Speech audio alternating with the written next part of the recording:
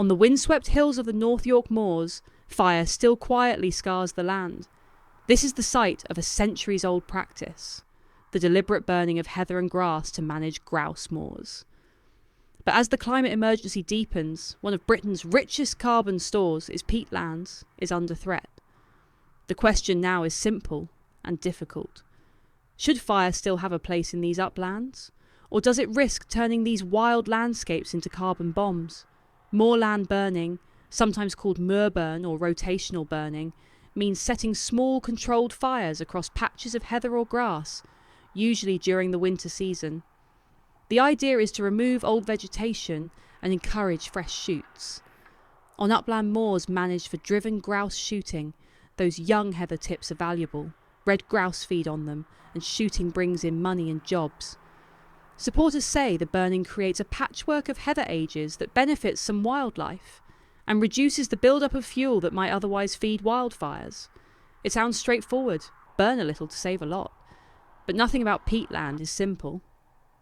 Under the heather lies peat, dark, ancient waterlogged soil built up over thousands of years. It acts like a sponge, holding rain and slowing floods. It's also a giant carbon bank.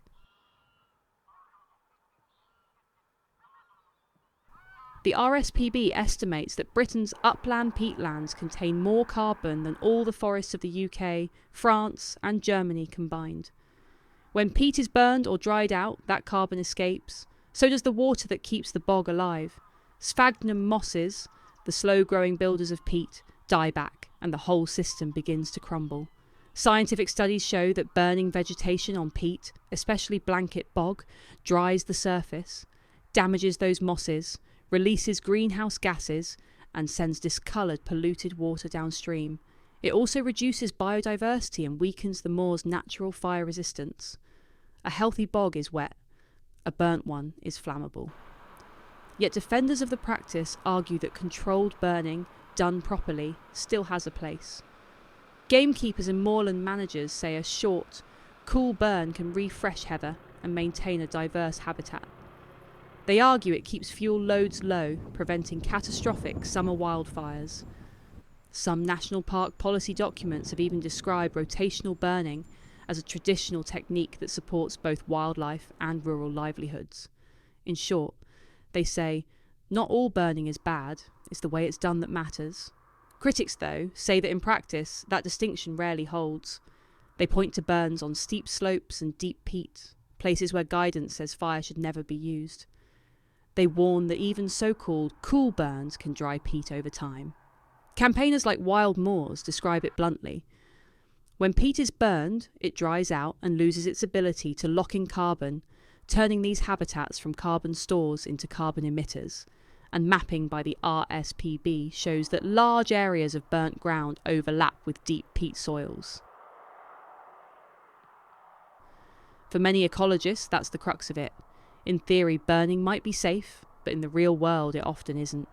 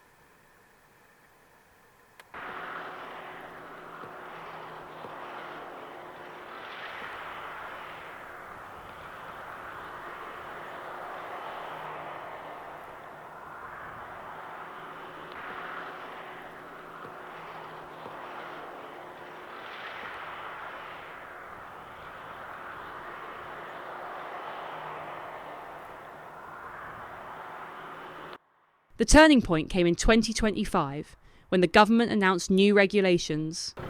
Burning is now banned on deep peat, defined as peat more than 30 centimetres deep, unless under special licence and exceptional circumstances. Previously, the ban applied only to peat over 40 centimetres within protected sites. The new law extends protection to nearly 700,000 hectares of upland. including much of the North York moors. The government called England's peatlands our rainforests in miniature, essential for storing carbon, filtering water and reducing floods. For gamekeepers and landowners, it was a seismic shift. For conservationists, it was long overdue. Here in the North York moors, the Park Authority has started to acknowledge the visual and ecological impact of burning, the patchwork of rectangular scorch marks that can look oddly artificial across the hills. Many local projects are now focused on re-wetting, blocking old drains and restoring degraded bogs. The National Trust, which owns or manages several upland estates, has also moved away from burning on deep peat in favour of restoration. The direction of travel is clear: fewer fires, wetter moors, more focus on nature recovery. The campaign for that change was driven by organisations like the RSPB, the Wildlife Trusts, Friends of the Earth and Wild Justice, alongside scientists and local volunteers. They produced mapping data, lobbied ministers, and ran public campaigns to protect peat. On the other side, the National Farmers Union and the Moorland Association warned that banning burns entirely could increase wildfire risk, leaving moors choked with dry vegetation. They also argued that grouse shooting supports jobs and maintains open habitats that would otherwise scrub over. It's a clash of priorities: environment versus tradition, carbon storage versus economy, restoration versus management flexibility. But with the new law, the balance has now shifted toward peat protection. So what does that mean for places like Whitby or the high moors above the Esk Valley? Over time, we'll see fewer burns, fewer dark squares of heather, and more efforts to re-wet and restore the land. We might also see changes in wildlife: more waders, more mosses, more slow-growing plants that thrive in wetter ground. And maybe fewer smoky horizons in spring. The debate isn't black and white. Controlled burning can, in some contexts, be useful. But the evidence increasingly shows that on deep peat, it does more harm than good. Peatlands are one of our most effective natural tools against climate change. That they store carbon, hold water and nurture life. Set them alight and we lose all three. If you walk these moors, remember they're alive. Stay on paths, respect fire bans, and never light BBQs or disposable grills. If you see wildfire, report it quickly. And if you care about these landscapes, support the projects restoring them, because in the end, every patch of moor, every wet, quiet bog helps hold back the tide. The moors have always been places of fire, wind and stubborn survival. But perhaps their future depends not on burning, but on letting them breathe again,